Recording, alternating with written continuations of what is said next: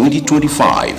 Venue, all local government secretariats across the state. Don't miss out. Register your youth groups today and take a step towards unlocking your full potentials. Join us and let's build a brighter future for Taraba youths. Ambassador Emmanuel George, JP, SSA, Youth Affairs, Announcer. No matter how long you live, you cannot learn it all. You can only do your best because you know go feed you all. So if you want to criticize me, go small.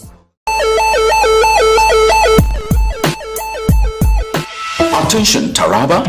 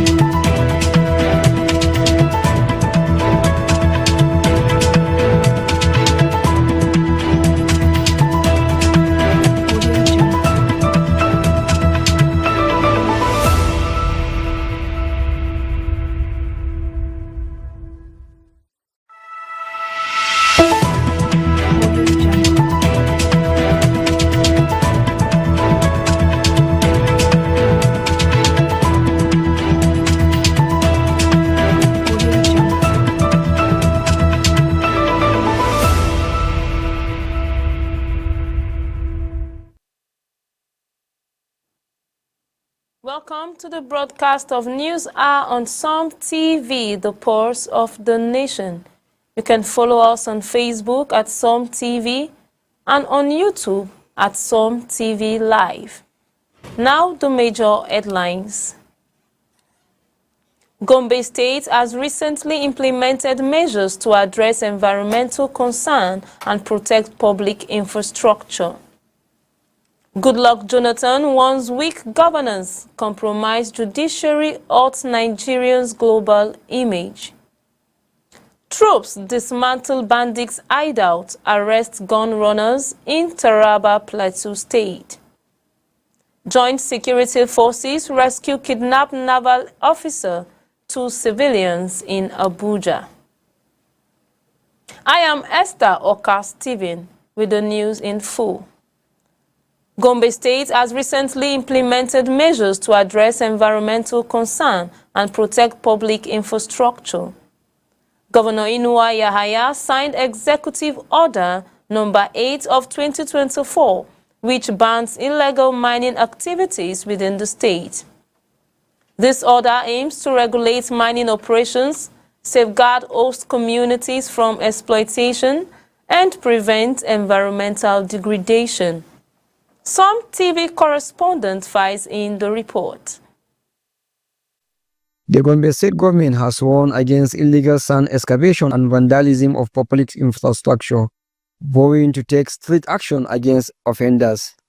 While addressing the press in his office, the executive chairman of GOSUBDA, Bapoyo Samanja, revealed that several individuals has been arrested and fined for damaging newly constructed roads. He emphasized that Gombe has been recognized as a leader in urban and rural development in the northeastern state, attributing the success to Governor Muhammadu Inuwa Yahaya's transformation agenda. What is happening within the state capital and other local government areas giving us some kind of concern. We have people who are cutting roads. That is, you find out that somebody will just go in a new road where a new road had been constructed. You will start breaking the culvert, and then he will also cut off the nylon tar that has been there. In the name, or with the name of making a slab, so that he can either park his vehicles or he can enter into his house or whatever it is. But the most important thing is that the slab people are cutting is getting too much now. With the massive development His Excellency is carrying out in this state, which is very glaringly seen. But unfortunately, along the line, we find out that some people, either knowingly or unknowingly, are destroying some very vital areas and some very vital parts. Samanja also warns against illegal sand excavation in Shehu Abubakar district and called on residents to comply with urban planning regulations. We arrested 2 or 3 people who are digging sand and soil in Bafo. And Bafo is part of the Gombe development area, you know, central development area. So you find out that if somebody can go to Bafo and start digging for sand or soil, that means actually he is trying to damage the major activity that His Excellency is carrying out. Likewise, we find some roughness, because it is getting too much to that one, about our street lights. In 1 week, you find out that about 4 or 5 street lights will be broken, and those street lights are very expensive. The actual thing is that Gombe is making progress more than any other state so far in northern Nigeria, if we look at it. I've gone to so many places, I've seen it. Recently, Gombe is given an award in northeastern state. That is, Gosubda is giving an award as the best development institution in northeastern state. The award was translated to the governor, because the governor is the person who is actually working while we supervise behind the scene. The government is stepping up enforcement to safeguard public infrastructure, urging residents to support ongoing development efforts. From Gombe, Kamal Hammajo, Sum TV News. Former Nigerian President Goodluck Jonathan has warned that weak governance and a compromised judiciary are damaging.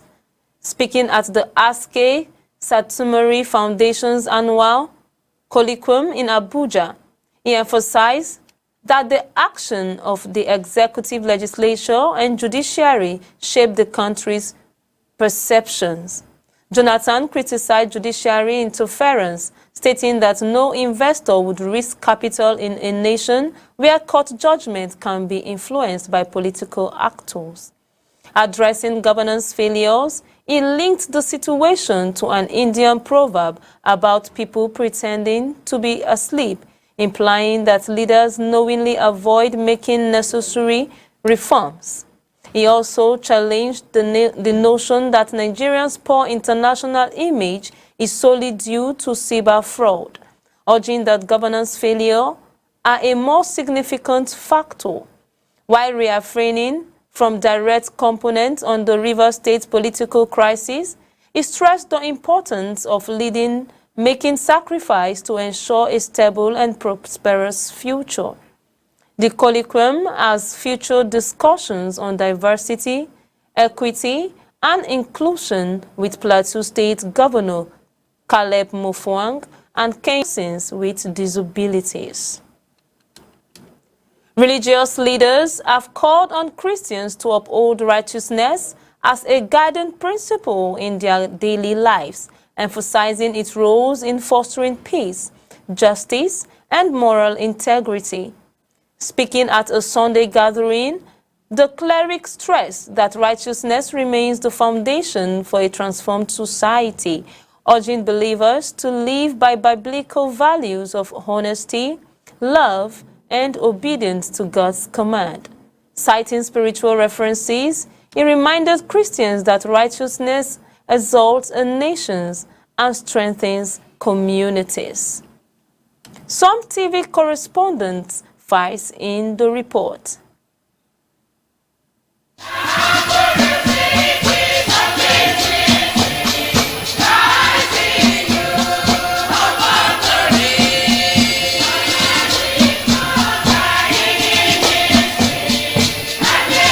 At today's Sunday service at Ekwa Good News GRA Gombe, the senior pastor Reverend Apollos Hassan called on Christians to embrace righteousness, reminding them that judgment and death await every soul. Any message that concerns death, judgment, we don't want to hear that.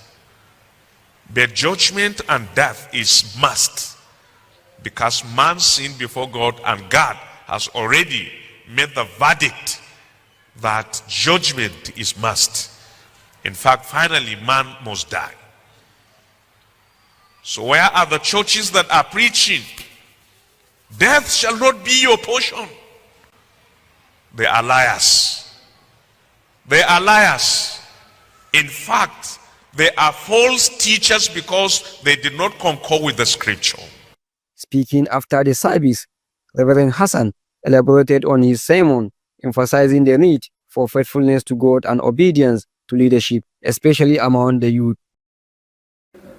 Today's sermon was based on the book of Jeremiah chapter 6. We have 30 verses in the book of Jeremiah chapter 6, and I tagged it, God's judgment on sin. The kingdom of Judah, or people of Judah, were warned by God severally about sin.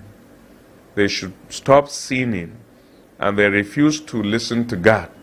And Jeremiah, as a prophet, God raised him and used him to go and address the kingdom that someday God will judge them. Since we have a lot of verses in the book of Jeremiah chapter 6, as I stated earlier, I divided the verses into 4 segments. Number 1, when you read Jeremiah chapter 6 from number 1 through 9, you discover that God addressed them about the besiegement of the city of Jerusalem. And when you read from verses 10 through 15, you discover that God spoke about the rebellion of the people of Judah. And when you read from verses 16 through 20, you discover that God spoke about the way they rejected his way. When you go to verses 21 through 30, you discover that God spoke about an invention from the north. Whenever God is addressing a person, people, community, God wants us to be loyal to him. God wants us to live a righteous life, not wicked life. Just like the way when you look at the way we are living in this nation, some of us may claim that we are religious people. What is inside us differs from what is on our lips. He also revealed the church's effort to ease transportation challenges for worshippers, ensuring easy access to church service. Now, even from our church now, considering the kind of life that people are passing through, the hardship, we decided to look for buses conveying people to their area so that at least it will ease them about transportation.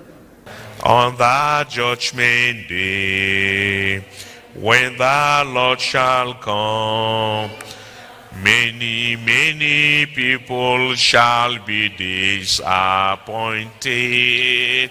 Some will be crying, some will be saying, oh, had I known, had I known, had I known. From Gombe, Kamal Hamajo, Som TV News.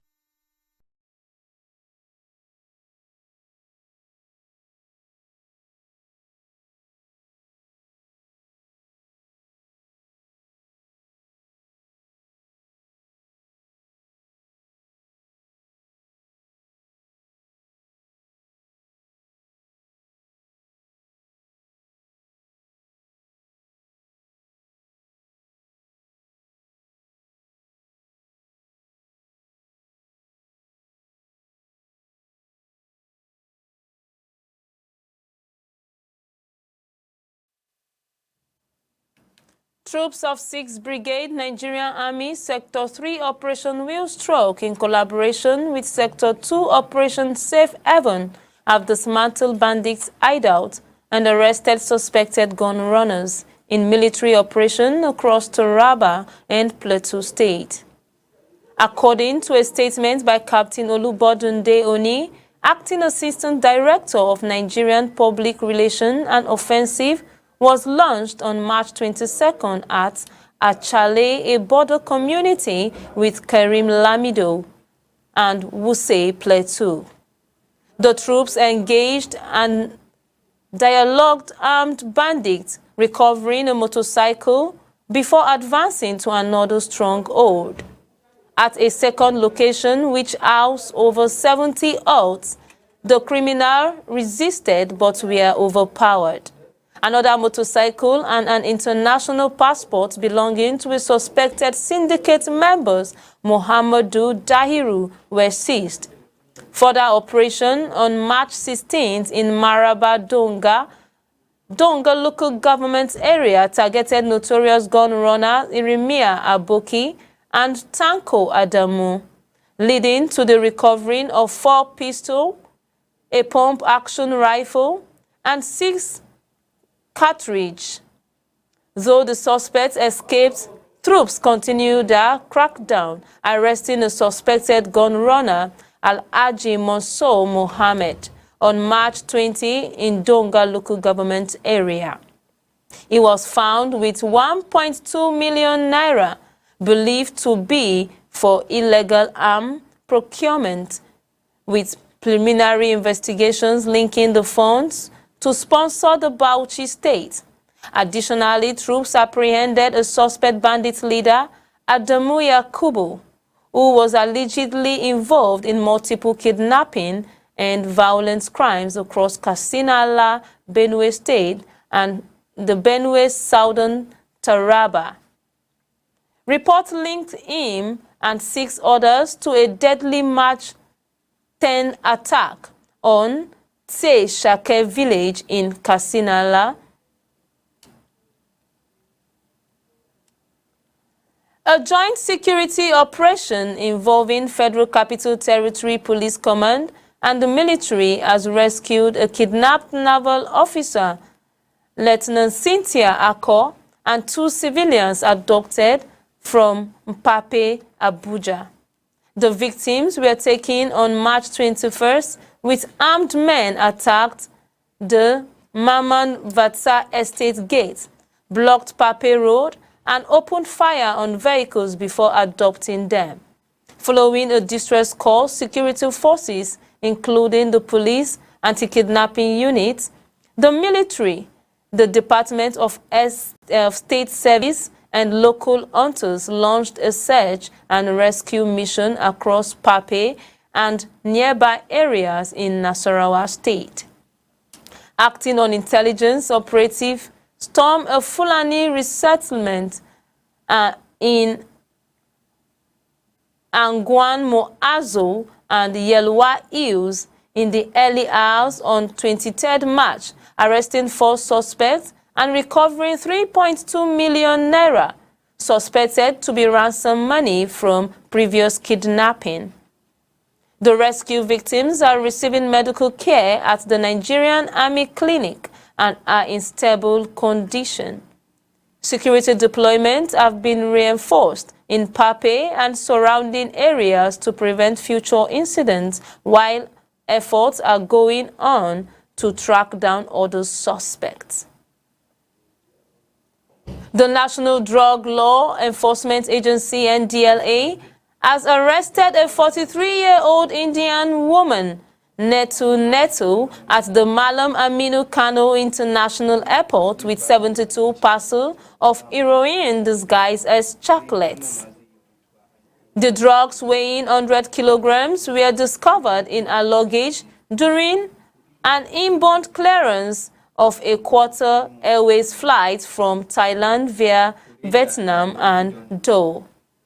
NDLA Chairman Brigadier General Mohammed Buba Marwa, retired, highlighted the increased involvement of foreign nationals in drug trafficking and praised the agency's vigilance. In a separate operation in Kano, officers arrest Michael Ogundele with 50,000 tramadol pills concealed in a gas cylinder. Other seizures in Kano include 27 kg of song and 424 bottles of codeine-based syrup. In Lagos, authorities apprehended suspects with over 168 kg of skunks, tramadol, codeine, heroin, and methamphetamine across Mushi Apapa in Ikotun. The NDLEA also continued its nationwide anti-drug sensitization campaign in schools and communities. Commending the officers' involvement, Marwa urged them to sustain their efforts in combating drug trafficking. The Socio-Economic Rights and Accountability Project, SIRAP, has sued President Bola Tinubu over the suspension of Rivers State Governor Seminalayi Fubara as Deputy Ngozi Odu and member of the State House of Assembly.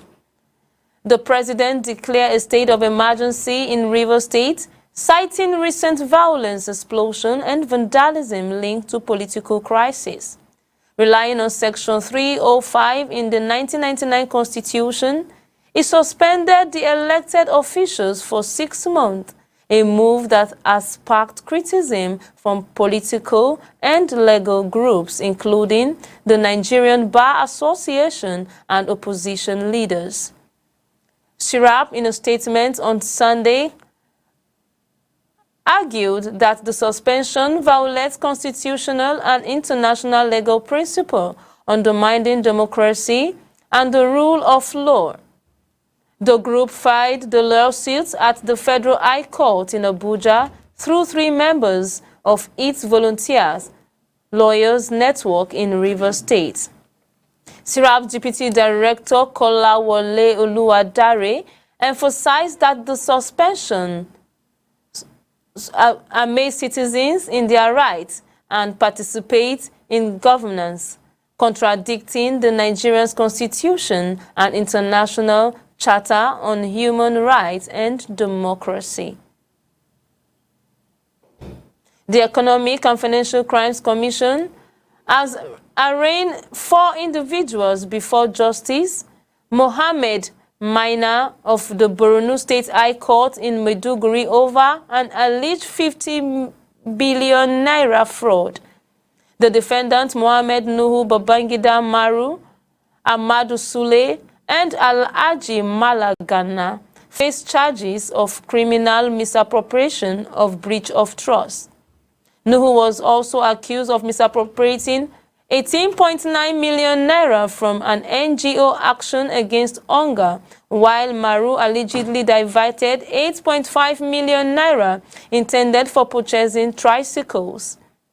The defendant pleaded not guilty.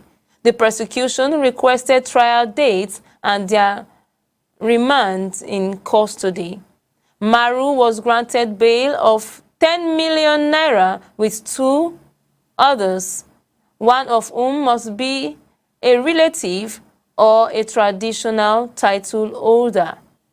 The court adjourned the trial to April 26, 2025, and the defendants were remanded in the Maiduguri Maximum Correctional Center. The Nigerian Institution of Surveyor NIS has urged the Kaduna State government to establish the office of the Surveyor General to curb quarry in profession. The call was made by the chairman of the Kaduna branch of NIS. We go on a break now. We'll be right back. Please don't go away.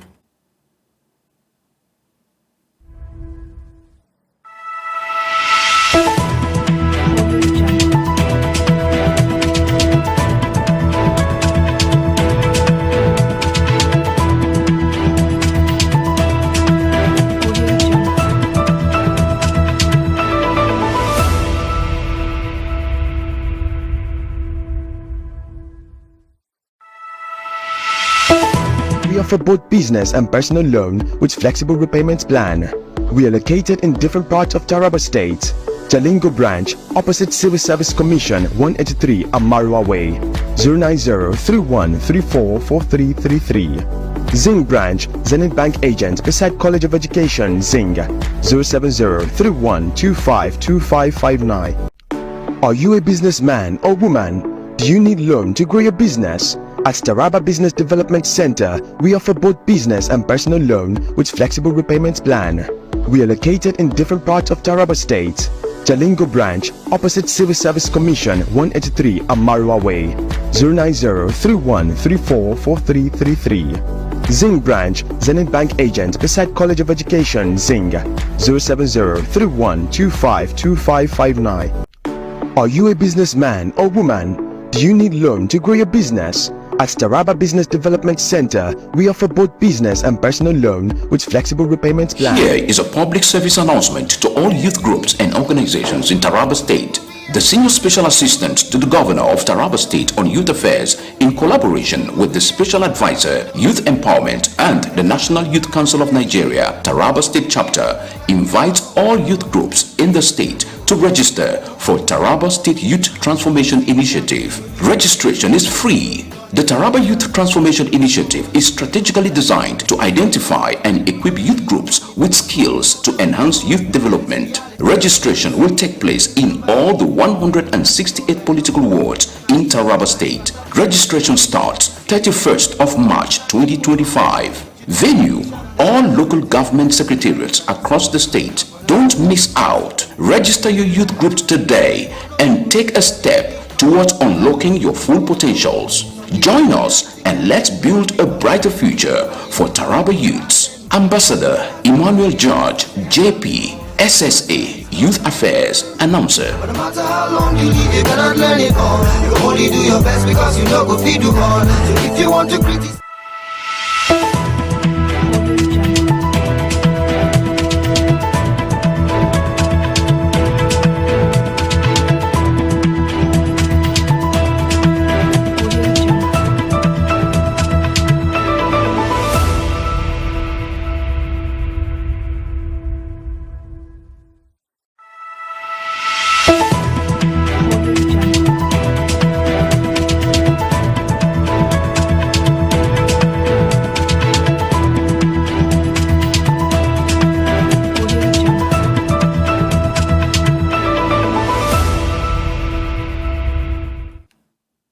The Chief of the Air Staff, Air Marshal Hassan Bala Abubakar, has directed Nigerian Air Force (NAF) personnel to intensify air offensive against bandits while ensuring civilian safety.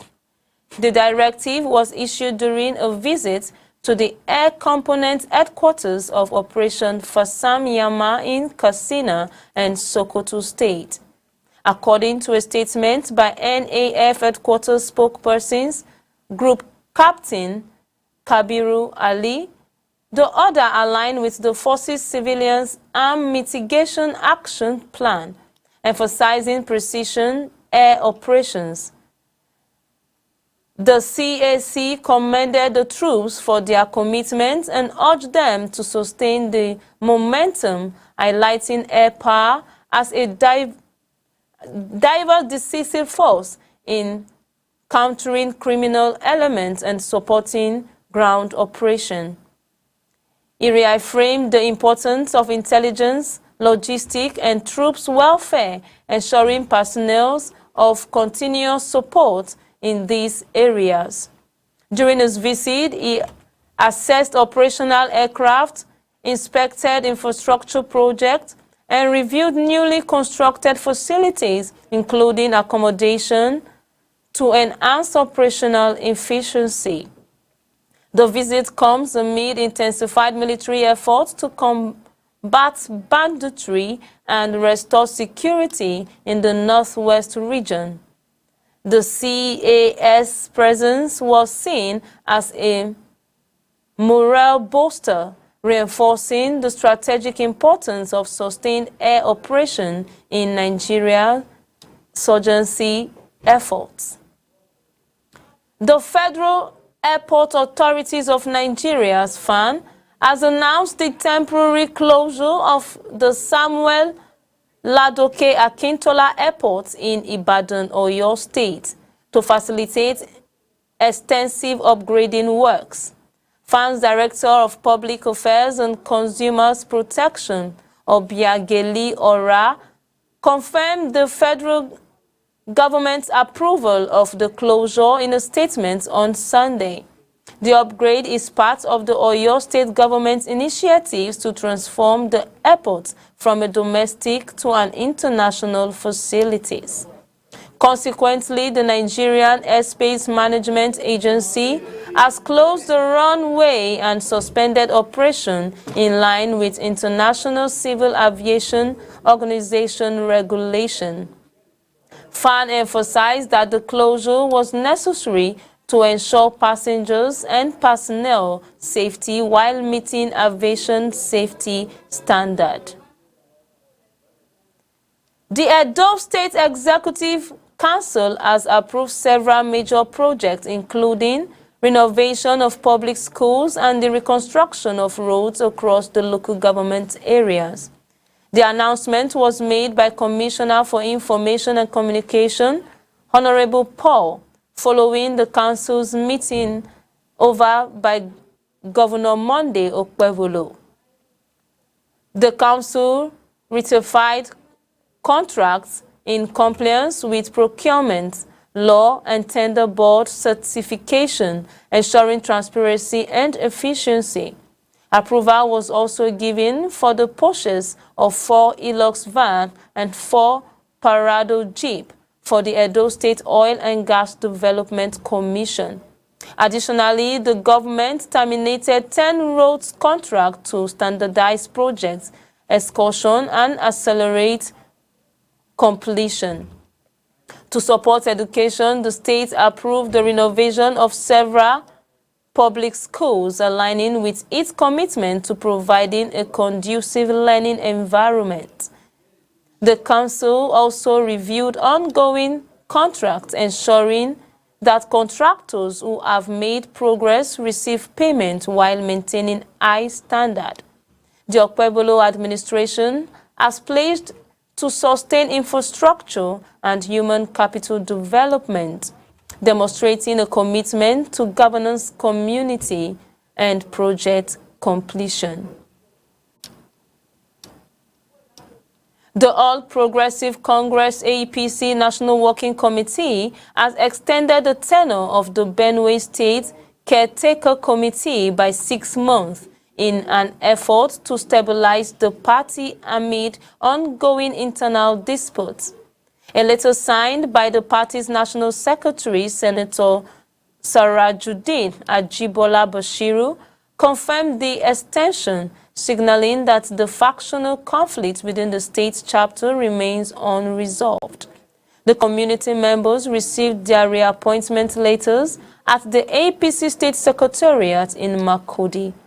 Caretaker Committee Chairman Dr. Benjamin O'Malley expressed gratitude to the national leadership for its intervention, reaffirming its commitment remains in charge despite opposition from former chairman Honorable Austin Agada, who continues to assert his leadership. O'Malley warned against any attempt to undermine the community, emphasizing the administration's commitment to governance and stability under Governor Hyacinthe Alia. That's all for now. Som TV is a 24-hour TV station. We are live every day. You can follow us on Facebook at Som TV and on YouTube at Super Media TV. My name is Esther Oka Steven. Thanks for watching.